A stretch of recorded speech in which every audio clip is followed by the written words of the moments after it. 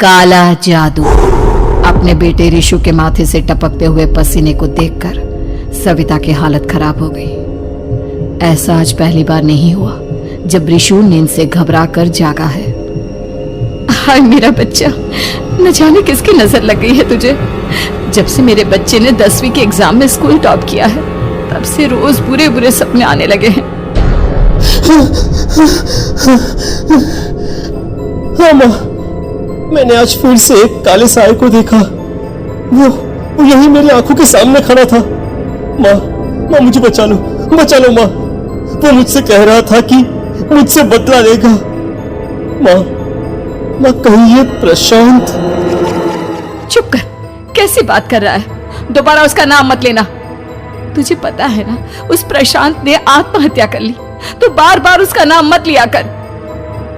Mummy, क्या सच में प्रशांत ने आत्महत्या की थी? चुप कर, बहुत सवाल पूछता है आजकल। और फिर रात के वक्त सविता के पूरे घर में एक अजीब सा काला धुआं छाने लगा। गहरी नींद में सोई सविता की जैसे ही आंख खुली उसका दम घुटने लगा। वो दौड़कर रिशु के रूम की तरफ गई जहां उसके दरवाजे पर घूमती एक काली परछाई देख वो बुरी तरह से घबरा गई। कौन है वहां? कौन है? सामने आओ। ये तुम्हारी काली करतूत।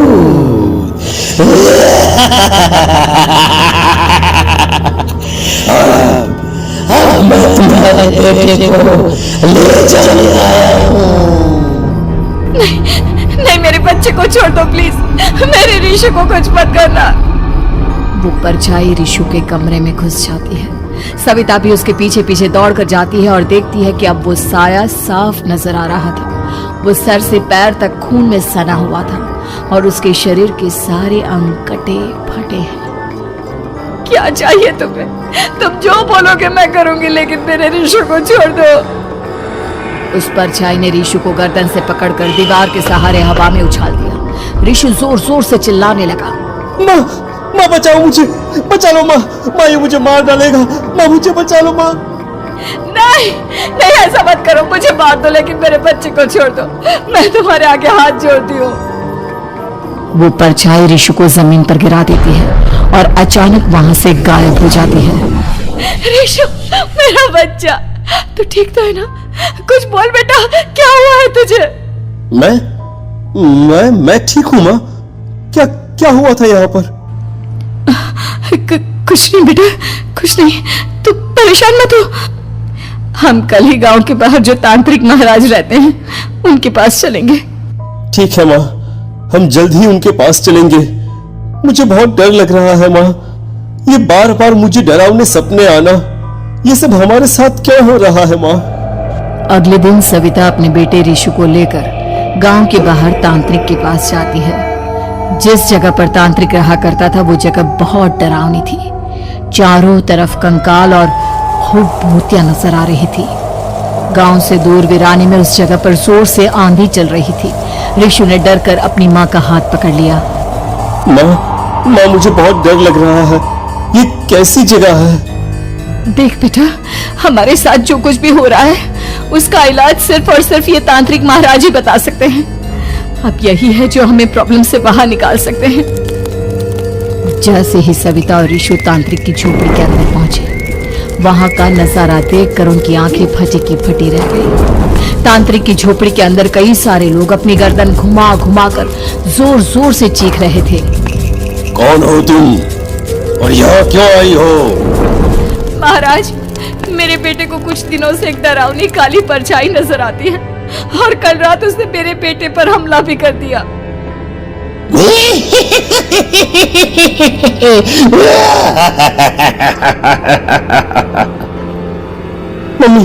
मम्मी हमें यहाँ से चलना चाहिए।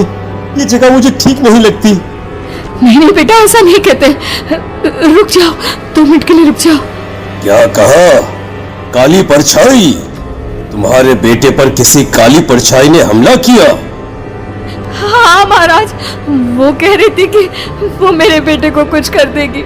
कोई उपाय बताइए महाराज, मेरे बेटे के साथ कुछ गलत नहीं होना चाहिए। तुमने किसी दूसरे के साथ गलत किया है। तो तुम्हारे साथ भी गलत होकर ही रहेगा। तुमने किसी की जान ली है, किसी को मार डाला है तुमने। नहीं महाराज, मैंने ऐसा कुछ नहीं किया। मैंने किसी की जान नहीं ली। मुझे कोई उपाय बताइए। लगता है तुम इतनी आसानी से नहीं मानोगी। मैं तुम्हें अभी उस काली परछाई से मिलवा देता हूँ और वही सारा सच तुम्हारे सामने लेकर आएगा। सविता और ऋषु ने डर के मारे अपनी आंखें बंद कर ली। तभी अचानक तांत्रिक की झोपड़ी में अजीबोगरीब आवाजें गूंजने लगी। सविता और ऋषु बुरी तरह से कांप रहे थे। आंखें खोलो और अपने सामने देखो। क्या यही है वो जिससे तुम कल रात को मिली थी? बताओ मुझे। हाँ, इसने कल रात मेरे बेटे के ऊपर हमला किया था। ये उसी लड़के की भटकती हुई आत्मा है जिसे कुछ दिन पहले तुमने मार डाला था। मम्मी, ये महाराज क्या कह रहे हैं? क्या सच में आपने किसी की जान ली है, किसी को मार डाला है? अगर हाँ तो बताइए ना मम्मी, किसको मारा है आपने? किसको? तुम्हारी माँ इतनी आसानी से सच नहीं बताएगी बेटा। इसने एक बच्चे की जान ली है। कहीं उसका नाम प्रशांत तो नहीं महाराज? वो मेरा दोस्त है, मेरा मतलब मेरा पड़ोसी है। सही पहचाना। देखा सविता, तुम्हारा खुद का बेटा भी जानता है कि तुमने किसी के प्राणों की बलि चढ़ा दी और इसीलिए अब उसकी बुरी आत्मा तुम्हारे घर में भटकती है। मुझे माफ कर दीजिए महाराज, मुझसे बहुत बड़ी गलती हो गई। प्रशांत हमारे पड़ोसी का बेटा था। हर बार उसके नंबर मेरे बेटे से ज्यादा आते थे और इसलिए मैंने उसके कमरे के बाहर काला जादू किया था, पर मुझे नहीं पता था कि वो मर जाएगा। तुम्हारे उसी काले जादू वाली गुड़िया के अंदर एक बुरी आत्मा थी जिसने उस बच्चे के दिमाग पर बुरा असर कर दिया और उसी की वजह से उस लड़के ने अपनी बालकनी से कूदकर आत्महत्या कर ली। इसकी वजह सिर्फ और सिर्फ तुम हो, तुम। नहीं महाराज, जो कुछ भी हुआ मुझे नहीं पता था कि प्रशांत अपनी जान दे देगा। प्रशांत की आत्मा इस वक्त तुम्हारे सामने खड़ी है, हमसे बात करना चाहती है। बोलो क्या कहना चाहते हो?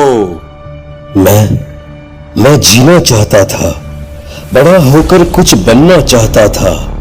आपके बेटे से मुझे कोई परेशानी नहीं थी। अरे वो तो मेरा अच्छा दोस्त था। मुझे माफ कर दो बेटा, मुझसे बहुत बड़ी गलती हो गई, मुझे माफ कर दो। माफ करने से मुझे वापस जिंदगी नहीं मिल जाएगी। मेरे माँ बाप आज भी मेरे लिए रोते हैं। आपने मेरे साथ बहुत गलत किया है, बहुत गलत। और तभी अचानक प्रशांत की आत्मा वहां से गायब हो जाती है। सविता जोर जोर से रोने लगती है। सुन लिया तुमने? ये तुम्हारे अपने ही किए हुए पाप हैं जो इस तरह से तुम्हारे सामने आ रहे हैं। माँ, ये आपने अच्छा नहीं किया। सिर्फ 10th बोर्ड के एग्जाम में मैं टॉप कर पाऊं, इसलिए आपने मेरे दोस्त के ऊपर काला जादू कर दिया। नहीं मम्मी, नहीं, अब हम कभी खुश नहीं रह पाएंगे, कभी नहीं। मेरे दोस्त की आत्मा को कभी शांति नहीं मिलेगी मम्मी, कभी नहीं। लेकिन मैंने जो कुछ भी किया सिर्फ तुम्हारे लिए किया। वो लड़का हमेशा फर्स्ट पोजीशन पर आ जाता था और इस वजह से हमेशा तुम्हारे मार्क्स कम पड़ते थे। मैंने तो सिर्फ उस पर एक छोटा सा काला जादू किया था बेटा। मुझे क्या पता था कि उसका ये नतीजा निकलेगा। जिस गुड़िया को तुमने उस लड़के के कमरे के दरवाजे पर लगाया था, दरअसल उसके अंदर एक बुरी आत्मा का प्रवेश हो गया था, जैसा कि अक्सर काला जादू करते समय हो जाता है। मुझे अपनी गलती का एहसास हो गया है। मैं प्रायश्चित करना चाहती हूँ, आप बताइए मैं क्या करूँ? प्रशांत के घर जाकर उस काली गुड़िया को वहां से निकालकर यहाँ लेकर आओ। मैं उसे आग में जलाकर राख कर दूंगा और उसके बाद प्रशांत की आत्मा को हमेशा के लिए मुक्ति मिल जाएगी। अगली रात सविता चुपचाप अपने पड़ोसी प्रशांत के घर जाती है। प्रशांत के माँ बाप प्रशांत की मौत के बाद उस घर को छोड़कर हमेशा के लिए वहां से चले गए थे। जैसे ही सविता उस घर के अंदर कदम रखती है, उसका सामना अजीबोगरीब हैवानियत से भरी आवाजों से होने लगता है। ऐसा लग रहा था जैसे कोई बुरी तरह से चीख रहा हो। सविता जैसे ही प्रशांत के कमरे के बाहर पहुंचती है, वहां पर लटकी हुई गुड़िया के शरीर से खून टपकने लगता है। ये क्या हो रहा है? इस गुड़िया के शरीर से खून क्यों टपक रहा है? सविता हिम्मत करते हुए उस गुड़िया को वहां से उतारने की कोशिश करती है, लेकिन तभी अचानक से बहुत भयानक दिखने वाली औरत उसकी आंखों के सामने आकर खड़ी हो जाती है। मैं यहाँ से कहीं नहीं जाऊंगी, और अगर तूने मुझे यहाँ से हटाने की कोशिश की तो मार डालूंगी मैं तुझे। नहीं नहीं, मुझे तुम्हें यहाँ से ले जाना ही होगा, नहीं तो मेरा बेटा, उसकी जान को खतरा है। मैं तुम्हें नहीं छोड़ सकती। अगर तुम्हारे अंदर हिम्मत है तो मुझे इस घर से बाहर ले जाकर दिखाओ। और ऐसा कहकर वो औरत सविता के ऊपर हमला कर देती है और उसे हवा में उछाल उछाल कर जमीन पर पटकती है। लेकिन तभी अचानक मौका देखकर सविता अपने हाथ में ली हुई सुई उसके हाथ में चुभो देती है। हाथ में सुई लगते ही वो औरत जमीन पर तड़पने लगती है। ये क्या किया तूने? ये क्या कर दिया? तुझे ऐसा नहीं करना चाहिए था। तांत्रिक ने मुझे कहा था कि तुझसे जीतने का सिर्फ यही एक तरीका है जिससे मैं अपने पापों का प्रायश्चित कर सकती हूँ और अपने बेटे की जान बचा सकती हूँ। और उसके बाद वो डरावनी दिखने वाली औरत एक छोटी सी जादुई गुड़िया में तब्दील हो गई और सविता ने उसे ले जाकर तांत्रिक को दे दिया। तांत्रिक ने जादुई गुड़िया को आग के हवाले कर दिया।